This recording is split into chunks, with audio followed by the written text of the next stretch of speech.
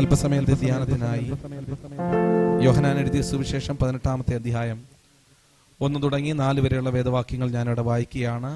യോഹന്നാൻ എഴുതിയ സുവിശേഷം 18-ാം അധ്യായം 1 തുടങ്ങി 4 വരെയുള്ള വേദവാക്യങ്ങൾ. ഇത് പറഞ്ഞിട്ട് യേശു ശിഷ്യന്മാരുമായി കെദ്രോൻ തോട്ടിനക്കരയ്ക്ക് പോയി. അവിടെ ഒരു തോട്ടം ഉണ്ടായിരുന്നു. അതിൽ അവനും ശിഷ്യന്മാരും കടന്നു. അവിടെ യേശു പലപ്പോഴും ശിഷ്യന്മാരോടുകൂടെ പോയിരുന്നത് കൊണ്ട് അവനെ കാണിച്ചു കൊടുത്ത യൂദയും ആ സ്ഥലം അറിഞ്ഞിരുന്നു. അങ്ങനെ യൂദ പട്ടാളത്തെയും മഹാപുരോഹിതന്മാരും പരീശന്മാരും അയച്ച ചേവകരെയും കൂട്ടിക്കൊണ്ട് തീപ്പെട്ടി പന്തങ്ങളും ആയുധങ്ങളുമായി അവിടെ വന്നു. യേശു തനിക്ക് നേരിടുവാനുള്ളതെല്ലാം അറിഞ്ഞ് പുറത്ത് ചെന്നു. നിങ്ങൾ ആരെ തിരിയുന്നു എന്ന് അവരോട് ചോദിച്ചു. വളരെ സുപരിചിതമായ ഒരു വേദവാക്യമാണ് അല്പസമയത്തെ ധ്യാനത്തിനായി പരിശുദ്ധാത്മാവ് നമുക്ക് നൽകി തന്നിരിക്കുന്നത്. ഗതസമനയിലേക്ക് കർത്താവും ശിഷ്യന്മാരുമായിട്ട് കടന്നു പോകുമ്പോൾ ആ ശിഷ്യന്മാരിൽ തന്നെ 3 പേരെ പ്രത്യേകമായി ചേർത്തുകൊണ്ട് താൻ പോവുകയാണ്. അവരിൽ നിന്ന് ഒരു കല്ലേറ് ദൂരം വാങ്ങിപ്പോയി കർത്താവ് പ്രാർത്ഥിക്കുന്നു. ആ പ്രാർത്ഥനയ്ക്ക് പ്രത്യേകതകൾ വളരെയുണ്ട്. നമുക്കറിയാം, 4 സുവിശേഷങ്ങളൂടെ ചേർത്ത് വായിക്കുമ്പോൾ അവൻ കവിണ്ണു വീണു എന്നൊക്കെ നമ്മൾ വായിക്കുകയാണ്. സ്തോത്രം. അപ്പോൾ അല്പനിമിഷം കൂടെ കഴിയുമ്പോൾ, ചില മണിക്കൂറുകൾ കഴിയുമ്പോൾ ഒരു വലിയ പ്രതിസന്ധി തന്റെ മുമ്പിലേക്ക് കടന്നു വരികയാണ്, യേശുവിന്റെ മുമ്പിലേക്ക്. അതിനെ അതിജീവിക്കുന്നത് എങ്ങനെയാണ്? സ്തോത്രം. അതിനെ അതിജീവിക്കുന്നത് ഗതസമനയിൽ പിതാവുമായിട്ടുള്ള സംസർഗത്തിൽ, പ്രാർത്ഥനയിൽ താൻ തന്റെ മുമ്പിലുള്ള പ്രതിസന്ധിയെ അതിജീവിക്കാൻ കരുത്ത് പ്രാപിക്കുക. സ്തോത്രം. എന്നെ കേൾക്കുന്ന പ്രിയരെ, ചിലതൊന്നും നമ്മളെ വിട്ടുമാറില്ല. ഹലോ, സ്തോത്രം. ചിലതൊന്നും നമ്മളെ വിട്ടുമാറില്ല. പക്ഷേ സ്തോത്രം, അതിനെ അതിജീവിക്കുവാൻ ദൈവജനം പിതാവിനോട് ചേർന്ന് നിന്നിട്ട് പ്രാർത്ഥനയിൽ കരുത്ത് പ്രാപിക്കണമെന്ന് ഈ നിമിഷം ദൈവത്തിന്റെ പരിശുദ്ധാത്മാവ് ഓർമ്മിപ്പിക്കുകയാണ്. നമുക്ക് കാണാൻ കഴിയുന്നത് ആ സന്ദർഭത്തിൽ സ്തോത്രം അതിവേദനയോടെ അതിദുഃഖത്തോടെ താൻ പ്രാർത്ഥിക്കുകയാണ്. ഒരു സ്വാഭാവികമായിട്ടുള്ള ഒരു മനുഷ്യൻ അനുഭവിക്കുന്നതിലും അധികമായി മാനസിക വ്യത കർത്താവ് അനുഭവിക്കുന്നുണ്ട്. പിതാവിനോട് 3 വട്ടം പ്രാർത്ഥിക്കുകയാണ്, കഴിയുമെങ്കിൽ ഈ പാനപാത്രം എന്നിൽ നിന്ന് എന്ത് ചെയ്യണം? നീക്കണം. എങ്കിലും എൻ്റെ ഇഷ്ടമല്ല, നിന്റെ ഇഷ്ടം തന്നെ നടക്കണം. അപ്പോൾ ഒരു മനുഷ്യന് താങ്ങാവുന്നതിലും അധികം ഭാരം അവന്റെ ജീവിതത്തിൽ കടന്നു വരുമ്പോഴാണ് ആ ശരീരത്തിൽ കൂടെ വേർപ്പ് തുള്ളികൾക്ക് പകരം രക്തത്തുള്ളികൾ വെളിയിലേക്ക് വരുന്നത്. അതുപോലെയുള്ള മാനസിക പ്രയാസം താൻ അനുഭവിച്ചു. തന്റെ ശിഷ്യന്മാരോടുകൂടെ താൻ ആയിരിക്കുമ്പോൾ 3 പ്രാവശ്യം അവരോട് ചെന്നിട്ട് പറയാണ്, പത്രോസിനോട് പ്രത്യേകം പറയാണ്, പത്രോസ് നീയും ഉറങ്ങുകയാണോ? സ്തോത്രം. ഒരു നാഴിക എന്നോടുകൂടെ ഉണർന്നിരുന്ന് പ്രാർത്ഥിക്കാൻ നിനക്ക് കഴിയുന്നില്ല? നോക്കിക്കേ, ആ ഗതസമന തോട്ടത്തിനകത്ത് പ്രാർത്ഥിക്കുന്ന യേശുവും പ്രാർത്ഥിക്കാതെ ഉറങ്ങുന്ന ശിഷ്യന്മാരെയും നമുക്കവിടെ കാണാൻ കഴിയും. സ്തോത്രം. യേശു പ്രാർത്ഥിക്കുന്നത് മുഴുവൻ തുടർന്ന് താൻ ഏൽക്കാൻ പോകുന്ന മാനസിക വ്യതയെ അഭിമുഖീകരിക്കാനുള്ള ഒരു ഉൾക്കരുത്തിന് വേണ്ടി താൻ ദൈവസന്നിധിയിൽ പ്രാർത്ഥിക്കുക. എന്നാൽ അടുത്ത നിമിഷം എന്താ നടക്കാൻ പോകുന്നതിന്റെ തീവ്രതയൊന്നും ശിഷ്യന്മാർക്കറിയില്ല. സ്തോത്രം. കർത്താവ് അവരോട് പറയുന്നുണ്ട്, പരീക്ഷയിൽ അകപ്പെടാതിരിക്കാൻ നിങ്ങൾ ഉണർന്നിരുന്ന് എന്ത് ചെയ്യണം? പ്രാർത്ഥിക്കണം. സ്തോത്രം. മറ്റൊന്നും കുറിക്കൊണ്ടില്ലെങ്കിലും ആ ഒരു വാക്ക് ശിഷ്യന്മാര് കേൾക്കേണ്ടതായിരുന്നു. സ്തോത്രം. എന്നാൽ അവർക്ക് ഇനി എന്താണ് അടുത്തത് സംഭവിക്കാൻ പോകുന്നതൊന്നും അറിയില്ല. സ്തോത്രം. അറിയാതിരിക്കുമ്പോൾ തന്നെ ആരും കാണാതെ പത്രോസിന്റെ അരയിൽ താൻ ഒരു കത്തി കരുതി വെക്കുക എന്ന് പറഞ്ഞാൽ, പ്രാർത്ഥനയിലല്ല തന്റെ ആശ്രയം തന്റെ അരയിലുള്ള ആ വാളിനകത്ത് താൻ എന്ത് ചെയ്യാണ്? ആശ്രയിക്കുക. സ്തോത്രം. തന്റെ ആൾബലത്തിൽ താൻ ആശ്രയിക്കുകയാണ്, തന്റെ സ്വയം കഴിവിൽ താൻ ആശ്രയിക്കുന്നു. എന്നാൽ യേശു കർത്താവ് ചെയ്തത് പ്രാർത്ഥനയിൽ കരുത്ത് പ്രാപിക്കുക. നമുക്ക് തുടർന്നുള്ള നിമിഷങ്ങൾ ചിന്തിക്കുമ്പോൾ കാണാൻ കഴിയുന്നത്, പ്രാർത്ഥിച്ചു നിന്ന യേശു പ്രതിസന്ധിയെ അതിജീവിക്കുമ്പോൾ പ്രാർത്ഥിക്കാതെ സ്വയത്തിൽ ആശ്രയിച്ച, ആയുധത്തിൽ ആശ്രയിച്ച ശിഷ്യന്മാര് പരാജയപ്പെട്ടു പോകുന്നു. അവർ ഓടിപ്പോകുന്നതിൻ്റെ ഒരു ചരിത്രമാണ് തുടർന്നുള്ള വാക്യങ്ങളിൽ നമുക്ക് കാണാൻ കഴിയുന്നത്. ഗുണപാഠം എന്താ? പരിശുദ്ധാത്മാവ് എന്താ നമ്മളെ പഠിപ്പിക്കുന്നത്?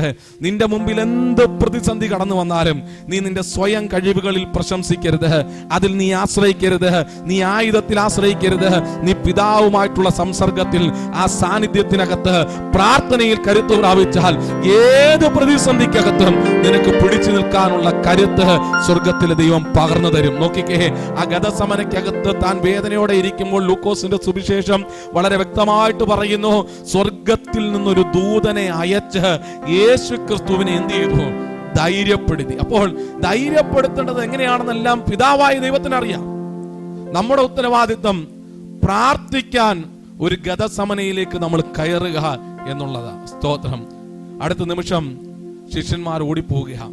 യേശു കർത്താവ് എന്നെ ഏറെ ധൈര്യം തന്ന, എന്നെ ആവേശം കൊള്ളിച്ച ഒരു വാക്യമാണ് 4-ാമത്തെ വാക്യം.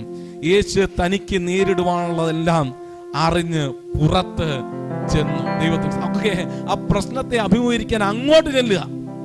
അത് പ്രാർത്ഥിക്കുന്ന ഒരു വ്യക്തിക്ക് കഴിയത്തുള്ളൂ. ദൈവത്തോട്, പിതാവിനോട് ചേർന്ന് നിൽക്കുന്ന വ്യക്തികൾക്ക് അത് കഴിയത്തുള്ളൂ. ദൈവത്തിന് സ്തോത്രം. എന്നെ കേൾക്കുന്ന പ്രിയരെ, ഒരു 100 കൂട്ടം കാര്യങ്ങൾക്കകത്തായിരിക്കും നമ്മളെല്ലാം ആയിരിക്കുന്നത്. പക്ഷേ നീ ദൈവത്തോട് കൂടെയാണെങ്കിൽ, നീ പ്രാർത്ഥിച്ചു നിൽക്കുന്നവനാണെങ്കിൽ, നീ അഭിഷേകത്തോടെ നിൽക്കുന്ന ഒരുവനാണെങ്കിൽ, ദൈവത്തിന് സ്തോത്രം, ഇതിനെയെല്ലാം അതിജീവിക്കുവാനുള്ള കരുത്ത് സ്വർഗത്തിലെ ദൈവം ഒരു ബലമായി നിന്റെ ഉള്ളിൽ നിക്ഷേപിക്കും. ഈ മതിൽ നീ ചാടി കടക്കും. വിശ്വസിക്കുന്നവർ ആ കരങ്ങളെ ഉയർത്തി ദൈവത്തിന് സ്തോത്രം ചെയ്തേ. ചില മതിലുകളൊന്നും മാറത്തില്ല, ചിലത് ചാടി കടക്കേണ്ടതാ. ഈ മതിൽ നമ്മൾ എന്ത് ചെയ്യും? ചാടി കടന്നിരിക്കും. നോക്കിക്കേ, ശിഷ്യന്മാരോടി. സ്തോത്രം. പത്രോസ് സ്വയത്തിൽ ആശ്രയിച്ച് കത്തിയെടുത്ത് മഹാപുരോഹിതന്റെ ആ ചേവകനെ വെട്ടുമ്പോൾ, സ്തോത്രം, അത് ചെവി നോക്കി കൃത്യമായി അളന്നു കുറിച്ച് വെട്ടിയതൊന്നുമല്ല. സ്തോത്രം. അത് കഴുത്തിന് തന്നെ എന്ത് ചെയ്യാണ്? വെട്ടിയത്. സ്തോത്രം. 3.5 വർഷക്കാലം കൂടെ നടന്നിട്ട് ഇമ്മാതിരി ഒരു ചെയ്ത്ത്, സ്തോത്രം, പത്രോസ് നീ ചെയ്യുമെന്ന് കർത്താവ് എന്ത് ചെയ്തിട്ടില്ല? അറിഞ്ഞിട്ടില്ല. സ്തോത്രം. പുത്രനല്ലേ നിന്റെ കൂടെ നിൽക്കുന്നത്, എന്താ അവിടേക്ക് ആശ്രയം പോകാതെ ഒരു കത്തിയൊക്കെ നീ കരുതി വെച്ചിരിക്കുന്നത്? കൂടെ നിൽക്കുന്നത് ആരാണെന്ന് അറിയാത്തത് കൊണ്ടാ ഇതിലേക്കൊക്കെ ആശ്രയം പോകുന്നത്. ഇന്ന് പകൽ എന്നെ കേൾക്കുന്ന പ്രിയ ദൈവവൈതലേ, നിന്നോട് കൂടെ വ്യാപരിക്കുന്നത് ആരാണെന്ന്, നിന്നോട് കൂടെയുള്ളത് ആരാണെന്ന് നീ തിരിച്ചറിയേണ്ടത് ആവശ്യമാണ്. നോക്കിക്കേ, പത്രോസ് വെട്ടി. സ്തോത്രം. ഒരു മനുഷ്യന്റെ കാത് അറുത്ത് താഴെ വീഴുമ്പോൾ പ്രാർത്ഥിക്കാത്തവൻ വെട്ടും, പ്രാർത്ഥിക്കാത്തവൻ മുറിക്കും, പ്രാർത്ഥിക്കുന്നവൻ കൂട്ടിച്ചേർക്കും. ഇന്ന് പകൽ എത്ര പേർക്ക് ആ ദൂതിന്റെ ആഴം മനസ്സിലാകുന്നുണ്ട്? നമുക്കറിയാം, എഫേസ്യ ലേഖനത്തിൽ നമുക്കിങ്ങനെ കാണാൻ കഴിയുന്നുണ്ട്, ക്രിസ്തുവിന്റെ ശരീരത്തെ സഭയോട് ഉപമാനപ്പെടുത്തി പറഞ്ഞിട്ടുണ്ട്. ആത്മീയപരമായി ചിന്തിച്ചാൽ ആ സഭയ്ക്കകത്തൊരു വെട്ട് സംഭവിക്കുക. സ്തോത്രം. ഒന്നിനെ അടർത്തി മാറ്റുമ്പോൾ, ഒരു അവയവത്തെ അടർത്തി മാറ്റുമ്പോൾ മനസ്സിലാക്കേണ്ടുന്ന ആത്മീയ ദൂത്, പ്രാർത്ഥിക്കാത്തവൻ അടർത്തി മാറ്റും, പ്രാർത്ഥിക്കുന്നവൻ കൂട്ടിച്ചേർക്കും. ദൈവത്തിന് സ്തോത്രം. നോക്കിക്കേ, യേശു കർത്താവ് അതിനെ കൂട്ടിച്ചേർത്തിട്ട് പ്രാർത്ഥിക്കുന്ന യേശു കർത്താവ് പറയാണ്, നിങ്ങൾക്ക് എന്നെ അല്ലേ ആവശ്യം, ഇവര് പോയിക്കൊള്ളട്ടെ. നോക്കിക്കേ, സ്വയമായിട്ട് ഏൽപ്പിച്ചു കൊടുത്ത്, സ്തോത്രം, ആ കാൽവറിയിലേക്ക്, ആ ഗോൽക്കോത്തയിലേക്ക്, ആ ഗബദ എന്ന കൽത്തളത്തിലേക്ക് കർത്താവ് നടന്ന് നീങ്ങുമ്പോൾ, ദൈവത്തിന് സ്തോത്രം, ഒരാത്മീയ പാഠം അവിടെ നിന്ന് നമ്മൾ ഗ്രഹിക്കണം. പ്രാർത്ഥിക്കുന്നവന് സകലത്തെയും അതിജീവിക്കാൻ കഴിയും. ദൈവത്തിന് സ്തോത്രം. നമ്മുടെ കണ്ണുകളൊക്കെ ദൈവസന്നിധിയിൽ അടയട്ടെ. ആ നടന്നു പോയത് നമുക്ക് വേണ്ടിയിട്ടായിരുന്നു. മണിക്കൂറുകൾ പ്രാർത്ഥിച്ച് ആത്മീയ കരുത്ത് പ്രാപിച്ച് മുന്നോട്ട് പോയത് നമുക്ക് വേണ്ടിയിട്ടായിരുന്നു. അവിടെ തൊട്ട് കർത്താവിന്റെ വ്യതകൾ അനുഭവിക്കുക. ദൈവത്തിന് സ്തോത്രം, ദൈവത്തിന് സ്തോത്രം, ദൈവത്തിന് സ്തോത്രം. അവിടെ തൊട്ട് കഷ്ടപ്പാടുകൾ തുടങ്ങുക. ദൈവത്തിന് സ്തോത്രം. അവനെ കയ്യേറ്റു എന്ന് തിരുവചനം പറയുമ്പോൾ, ദൈവത്തിന് സ്തോത്രം, വളരെ പ്രതിസന്ധികൾ കൂടെ കർത്താവ് കടന്നു പോകുന്നു. മനുഷ്യന്റെ കഫം യേശു കർത്താവിന്റെ മുഖത്ത് പതിക്കുന്നത് നമുക്ക് കാണാൻ കഴിയും. തുപ്പലുകൾ യേശു കർത്താവിന്റെ മുഖത്ത് വീഴുകയാണ്. ആ പടയാളികൾ കർത്താവിന്റെ കന്നത്തടിക്കുമ്പോഴും, മുഷ്ടി ചുരുട്ടി അവനെ ഇടിക്കുമ്പോഴും, ചാട്ടവാർ കൊണ്ട് കർത്താവിന്റെ ശരീരത്തിന്മേൽ ആഞ്ഞാഞ്ഞടിക്കുമ്പോഴും, മുഖത്തെ രോമമെല്ലാം പിഴുത് പറയപ്പെടുന്ന അവസ്ഥ ഉണ്ടാകുമ്പോഴും, ഒരു മുൾക്കിരീടം ഉണ്ടാക്കിയിട്ട് കർത്താവിന്റെ ശിരസിന്മേലേക്ക് അത് വെക്കുമ്പോഴും, ആണികൾ അവന്റെ കൈകാലുകൾ മേൽ അടിച്ച് തറപ്പിക്കുമ്പോഴും, ഇരുട്ടിലൂടെ നമ്മുടെ കർത്താവ് കടന്നു പോകുമ്പോഴും, ഏറ്റവും ഒടുവിലായി അവന്റെ വിലാപ്പുറത്ത് കുത്തിയിട്ട് അവസാനത്തെ തുള്ളി രക്തം വരെ നമുക്ക് വേണ്ടി ഊറ്റി തരുമ്പോഴും, ദൈവത്തിന് സ്തോത്രം, മറക്കാതെ നമ്മളൊരു കാര്യം ഗ്രഹിക്കണം. ആ കർത്താവ് ഈ അവമാനമെല്ലാം ഏറ്റെടുത്തത് അത് എനിക്കും നിങ്ങൾക്കും വേണ്ടിയിട്ടായിരുന്നു. ദൈവത്തിന് സ്തോത്രം. തിരുവചനത്തിൽ ഇപ്രകാരം പറയുന്നു, അവൻ അപമാനം അലക്ഷ്യമാക്കി സ്തോത്രം തൻ്റെ മുമ്പിലുള്ള മഹാസന്തോഷത്തെ ഓർത്തുകൊണ്ട് മുന്നോട്ട് ചലിച്ചു. എന്തായിരുന്നു ആ മഹാസന്തോഷം? പ്രിയരെ, അത് നമ്മൾ ഓരോരുത്തരുമായിരുന്നു. ദൈവത്തിന് സ്തോത്രം. ആ മഹാസന്തോഷം എന്ന് പറയുന്നത് അവന്റെ അവസാനത്തെ തുള്ളി രക്തവും നമുക്ക് വേണ്ടി ഊറ്റിത്തരുമ്പോൾ അവന്റെ രക്തത്തിന്റെ വിലയാണെന്ന് നമ്മളെന്ന് തിരിച്ചറിഞ്ഞ് കർത്താവിന് എത്ര പേർക്കൊന്ന് മഹത്വം കൊടുക്കാനായിട്ട് കഴിയുന്നുണ്ട്. കർത്താവേ, സ്തോത്രം, സ്തോത്രം, സ്തോത്രം, സ്തോത്രം, സ്തോത്രം, സ്തോത്രം, സ്തോത്രം, സ്തോത്രം, സ്തോത്രം.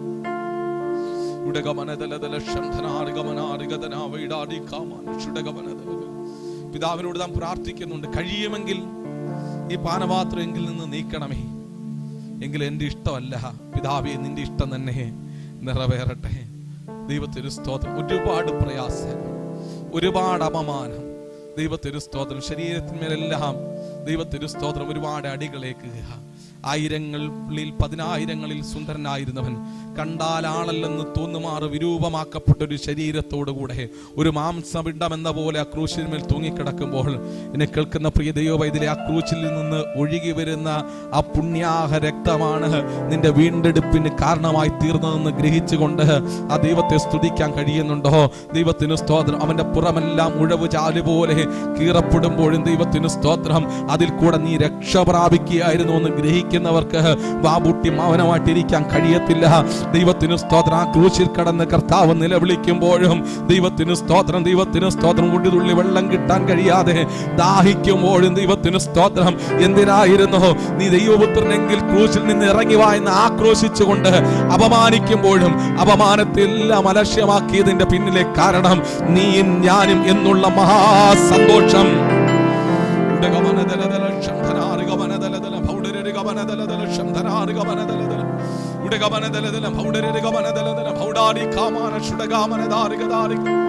വെളിപ്പാട് പുസ്തകം 5-ാം അധ്യായത്തിലേക്ക് കടന്നു വരുമ്പോൾ ദൈവത്തിന് സ്തോത്രം. മൂപ്പന്മാരിൽ ഒരുത്തൻ വന്ന് യോഹന്നാൻ അപ്പോസ്തലനോട് പറയുകയാണ്, ദൈവത്തിന് സ്തോത്രം,